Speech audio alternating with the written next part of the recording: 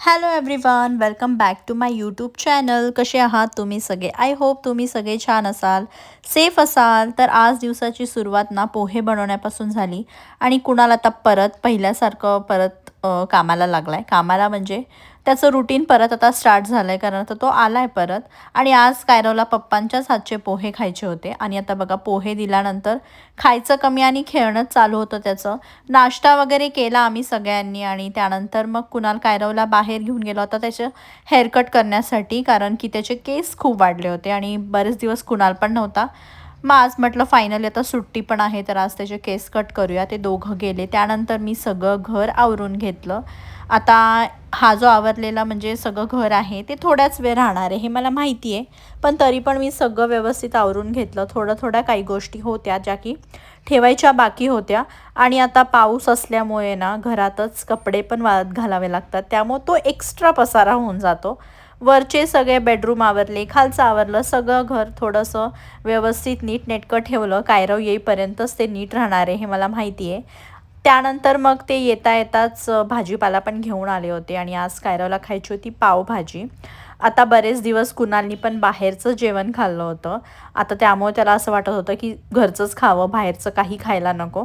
नाहीतर आज बाहेर जायचा प्लॅन केला, म्हणजे चालला होता आमचा जेवायला जायचं बाहेर. पण मग कसं असतं ना, 8-10 दिवस आपण ज्यावेळेस बाहेर राहतो, बाहेरचं जेवण खातो, त्यावेळेस असं वाटतं की नको, आता इतकं बाहेरचं खाल्लंय की घरचंच काहीतरी खाऊया. आणि बाहेर गेल्यानंतर घरच्या जेवणाची किंमत समजते. घरचा डाळ भात पण किती टेस्टी असतो असं आपल्याला बाहेरचं जेवण खाल्ल्यानंतर समजतं. पण आता हा टोमणा मी कुणाला नाही मारू शकत, कारण आजपर्यंत त्यांनी कधीच माझ्या जेवणाला नावं नाही ठेवली आहेत किंवा मी बनवलेलं जेवण खाल्लं नाही आहे आवडीने, असं नाही झालं आहे. तर नेहमीच त्यांनी माझं जेवण आवडीने खाल्लं आहे. त्याला नेहमी आवडतं मी जे काही बनवते ते. तर आज मी बनवत होते पावभाजी आणि पावभाजी बनवण्यासाठी मी 3 शिमला मिरची, एक छोटासा फ्लावरचा गड्डा, त्यानंतर एक मोठा बटाटा आणि फ्रोझन मटार घेतलं होतं. आता बीट पण घेतलं आहे मी. तर बीट मी आता लास्टला टाकणार आहे, म्हणजे ज्यावेळेस आपण कुकरच्या शिट्ट्या करायला टाकणार आहे सगळ्या भाज्या सगळ्या बारीक चिरून घेतल्या. त्याला स्वच्छ पाण्याने धुवून घेतलं. कुकरमध्ये 2 ग्लास पाणी टाकून त्या सगळ्या भाज्या शिजायला ठेवल्या आणि आता मी अर्धं बीट कट करून टाकणार आहे आणि ह्यानी कलर पण छान येतो आपल्या पावभाजीला आणि थोडासा म्हणजे टेस्ट येते त्याची, गोड अशी, गोड नाही येत पण अशी थोडी टेस्ट आणि कलर येतं. तर थोड्या वेळ अगोदर मी ते उकळू दिलं आणि त्यानंतर मग मी कुकरचं झाकण लावलं. तोपर्यंत कायरोचे फ्रेंड्स आले होते. कायरोला बाहेर खेळायचं होतं आणि मोठी गाडी पण नसल्यामुळे पार्किंग पूर्ण रिकामच होतं. त्यामुळे मी मुलांना म्हटलं मी तुम्हाला व्यवस्थित क्लीन करून देते आणि सगळे म्हणजे तिघं हे बसून खेळत होते. तोपर्यंत माझ्या भाज्यांना उकळी पण आली होती. तर आता मी कुकरचं झाकण बंद करून एक 15 मिनटं त्याला शिजवून घेतलं. आता मी टाईमवरच ठेवत असते, कारण शिट्ट्या पटापट होतात माझ्या कुकरच्या. मग मी 15 मिनटं टाईम लावून ठेवलेलं. त्यावेळेस व्यवस्थित भाज्या सगळ्या शिजल्या होत्या. मग त्याला ना ग्राइंडरनी ग्राइंड करून घेतलं, एकजीव करून घेतलं आणि कायरोचं तोपर्यंत खेळणं झालेलं. त्याला खूप भूक लागली होती म्हणून पटकन कुकर थंड झाल्यानंतर मी फोडणी मारायला घेतली. फोडणीसाठी मी तेल आणि तेल आणि बटर यूज करणारे, अमूल बटर, आणि नंतर पण बटर आपण वरून टाकू शकतो, पण मी तेलासोबत पण बटर टाकते, त्याने टेस्ट छान येते. तर मी तेल टाकते अगोदर, सगळ्यात अगोदर कढई गरम झाल्यानंतर. तेल थोडं जास्तच घेतलं आहे. त्यानंतर अर्धं बटर घेतलं आहे, अमूल बटर, अर्धी क्यूब म्हणजे. ते गरम झाल्यानंतर मग मी त्याच्यामध्ये कांदा टाकला आहे बारीक चिरलेला.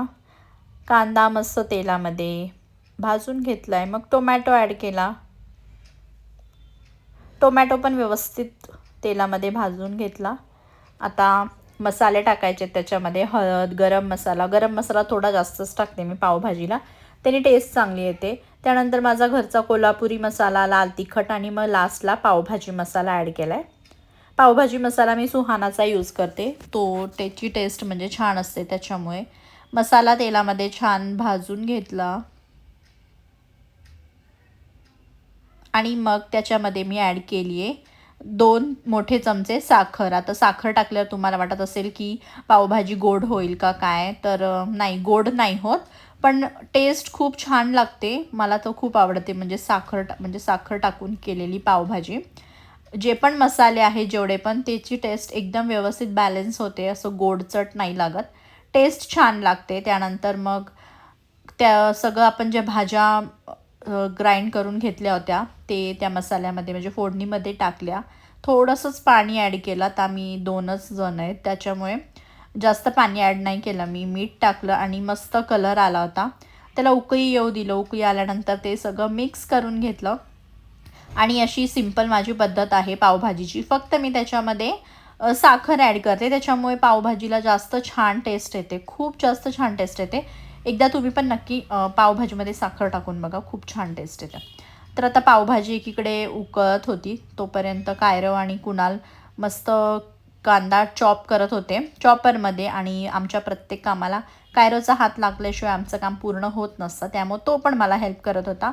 मी झाकण ठेवून त्याला एक 5 ते 10 मिनटं वाफवून घेतलं. छान वाफ भरली होती, मस्त पावभाजी रेडी होत होती. तोपर्यंत सुरुवातीला मी थोडेसे पाव शेकले, त्यानंतर कुणालनी शेकलेले. मग आपलं सगळं काही रेडी झालं होतं, पाव, त्यानंतर आपली भाजी, सगळं व्यवस्थित रेडी झालं होतं.